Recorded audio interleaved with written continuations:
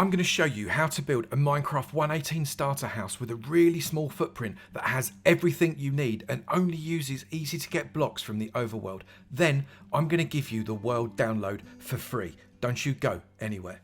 Hello everyone and welcome to another episode from me, Avamance. Today we are making a Minecraft 118 survival house. And then I'm going to give you the world download absolutely free so you can move straight into this house on this best Minecraft 118 seed. It's right by a village and a broken portal right by the sea with a pillager tower and a jungle right next door. Only 11 out of 100 people that are watching this video are currently subscribed to the channel, so it would be great if you're not subscribed and you do enjoy what you're seeing, hit that subscription button and the notifications bell so you don't miss anything, and whilst you're there, give the like button a bit of a tap too. Everything in this world can be found relatively early game in the overworld with just a bit of digging and chopping. It's all in this chest. If you're going to build the house exactly the way I did, these are the numbers of blocks that you are going to need. However, there's plenty of wriggle room, so you can increase and decrease the block counts. You can change out the blocks for different structural blocks if you want. Make this build your own. The blue wall indicates the front where we're going to put a door. First thing we're going to do is set up the ground level. So I'm going to take out these two here. I'm going to place in two barrels which will act as our starting storage. I'm then going to get our bed and I'm going to shift click our bed on top of the barrels. You can still access those barrels quite easily, which gives you great storage there. I'm then going to take out all of these and the blue where is the door, and we're going to place in some stripped oak logs. Now you can decide whether or not you place these all the same way round or give it a little bit of a change.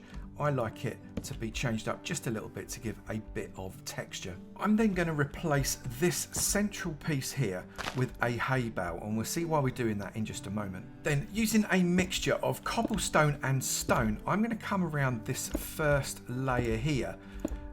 Except for this wall here. This wall I'm going to be placing in stone bricks like that, and then place in normal stone in there, in that gap, that gap, but not those two. We'll leave those for a moment. Then grab your door, come on the inside of the house and place your door down right there. I'm then going to place oak logs 4 high on all 4 of these orange squares. I'm then going to take the middle 2 out of all 4 of these, and I'm going to place a barrel with the straps facing outwards to give that effect right there. This looks a little bit more interesting than just those logs, but it also gives you 8 more barrels worth of storage. We're then going to layer up this second row of wall, but leaving some gaps so as we've got places for windows. Make sure you leave the gap with that hay bale open. Then place a glass pane across these 3 window sides. Then continue up with 2 more layers, but only use stone and andesite here. Don't use any cobble. And place an upside down stone or andesite stair by that door. So you should have something that looks a bit like this. It looks flat at the moment. Don't worry, we're going to do something about that. Grab yourself some spruce stairs and form an edge all the way around like that, and then do exactly the same on the top as well. So you start to get a little bit of depth coming into this build. Make sure you do that on all 4 of your legs. And now it's starting to look a little bit more substantial, but we've still got some work to do. Grab your spruce slab and your spruce trapdoor and form them in like that, so you've got 2 slabs and 1 trapdoor, and you're going to do that on 3 of these 4 sides. You're not going to do it on the side where we still have a little bit of a gap. Then grab yourself a stone button using shift click and place a stone button on the outsides of each of these bottom barrels. So that's that side and that side. Don't go in here because we're going to be putting something there in a moment. Then come around to your open side here and using a mixture of stone bricks and cobblestone, create yourself a wall as tall as the wall you have already built. Like that. Bring it out 1 more block just 2 high and then decorate it however you would like using some stairs. I like to use all 3 types of stairs just to give it a little bit more shape. You could also replace these steps at the top with jutting out logs. This actually looks quite nice. It's not obligatory. I'm just going to try it out here and show you what it looks like. I might leave it this way, but you choose whether or not you want upside down steps or these logs. If you do go for the logs, make sure you put a stone button on the end of each one just to give it a little bit more depth. We're going to start the gable end now, and I'm using these deep slate brick stairs. 3 there. 1 normal way up, and upside down there. then a deep slate brick block on top of both of those, and then more deep slate stairs opposite each other like this, standard upside down, right way up, upside down, right way up until you get to there. Then an upside down set just there, and a set pointing outwards, which will finish off that gable. You can then place an upside down step like that just to give it an overhang. It looks quite nice. Do that on the other side, and it should look like that. The horse is optional. Grab a wooden stair of your choice. I wouldn't use spruce in this instance because you've already got it as detailing. I'm using jungle wood because there just happens to be a jungle nearby, but you can use whichever other one you want. Dark oak would look really nice. And bring these stairs across here. Remember to shift click on top of that trapdoor, otherwise it'll flap. Then bring a solid block of whatever one you're using across like that, and then use more stairs to finish off this side of the roof. What you can also do is every now and again place a solid block where there should be a stair, and that will give you just a little bit of texture and a little bit of depth on top of your roof like that. Don't do it on the ridge because it doesn't really work quite as well, and continue that right the way to the top of your gable. When you get to the top, place 2 slabs of the same wood at each end just to give that gradual slope across the ridge. On this side we're going to change it up ever so slightly. Bring your ridge across the front there first, but then put 2 steps on either side. Then we can increase the size of our column here twice like that. That is going to be our chimney, which we're going to come back to in just a moment, and then carry on the roof exactly as you did before.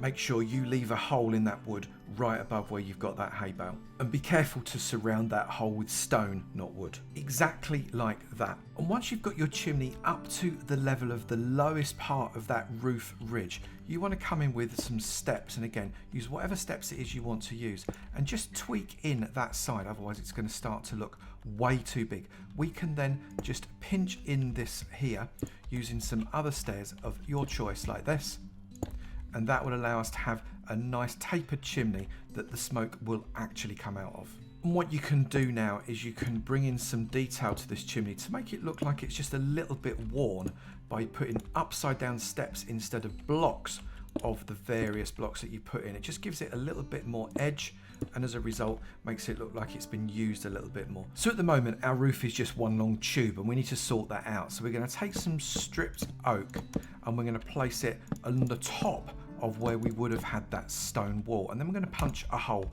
right in the middle, so we've got quite a deep entrance to that gable. We're going to do that on the other side as well, and once you've done it on the other side, just pop a bit of glass in both ends. We're going to start to place a little bit of detailing around the outside. First up, I'm going to grab some dark oak. I really like the way the dark oak contrasts against the spruce. I wouldn't recommend you use spruce for this, but you could use other woods. I'm then going to get myself some fence posts. I am using spruce for this because it works really, really well. I'm going to place it either side, and then I'm going to grab myself a campfire. That campfire is going to go across there. We're going to have spruce posts just there. I'm going to get a shovel and I'm going to right click on those campfires. I'm going to bring these campfires around the top here as well. Get my shovel, right click on them, campfire across the top here, get my shovel and right click on them. I'm then going to pop a lantern on each of these right in the middle. That will shine light not only outside the house but also inside. And it's a really good way of making it look just a little bit more rustic. And then we're going to change it up slightly differently up in this gable, the same upside down step. And what we're going to do this time is we're going to place a trapdoor on either side and then 3 trapdoors across the top. That will give that cover feeling, and it'll also give shutters for that window. I'm then going to place again a lantern on the top of that, and I'm going to do the same on the other side. So we're starting to get quite a lot of detail on the house now, and it should look something like this. Inside the house, we're going to continue the stripped log theme, so that's consistent as it goes all the way around that second story. We're then going to grab ourselves whatever step it was we used for our roof, and we're going to place upside down stairs there and upside down stairs there. It doesn't matter that you've got this cavity here. Then on the other side, you're going to place upside down stairs all the way across the top there. We then need to block off this chimney area. Now you can do this one of 2 ways. You could put a temporary block there and then place your trapdoor on top of it like that, or you can place a trapdoor on the floor and shift click all the way up to the top. You can then flap those trapdoors up, remove the bottom one to keep yourself a gap, and that conceals that entire column. Then Pop yourself a campfire on top of that hay bale. That is going to send smoke right up the chimney for 25 blocks, which means you will see it coming right out of that chimney stack on the outside, and that is plenty high for you to be able to see it in a distance. You can then decorate up that interior as much as you would like with things like furnaces, carpets, chests, and all kinds of other stuff. You can fit quite a lot in a 3x3 space. I've got furnaces, I've got a crafting table, as well as the bed. We've got plenty of storage with chests as well. The stone cutter is there.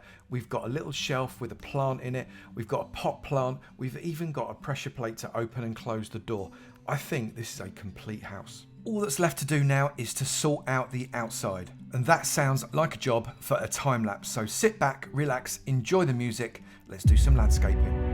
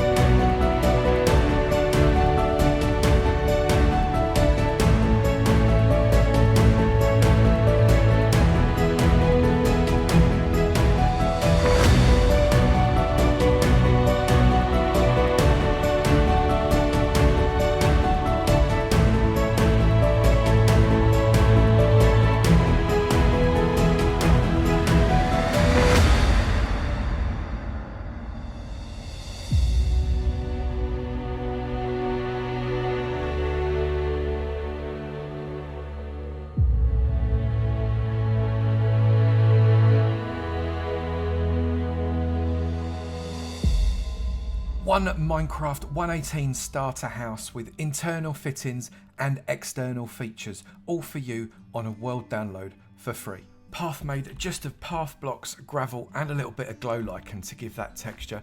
We've got an external pond with drip leaves, we've got glowberries at the back there, we've got sweet berries down here, a little farm and a really nice outside location.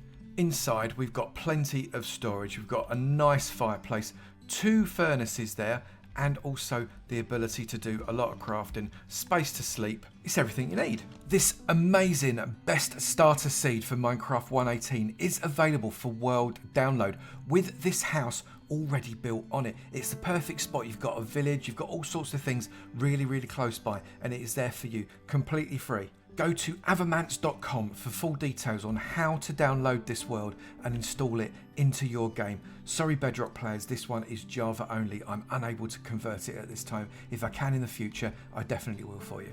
I really hope you like this one. Let me know in the comments below if you've decided to download the world and what you're going to do with it. Maybe you found some stuff really exciting right under our feet. I've not even looked. If you have enjoyed this video, please do remember to slap that like button. It'd be great to know you enjoyed them, and I will keep on making them. Also, if you're not done already, please do hit that subscribe button. It'd be great to see you in my sub club, and I look forward to seeing you in another video. You take it easy now. Bye.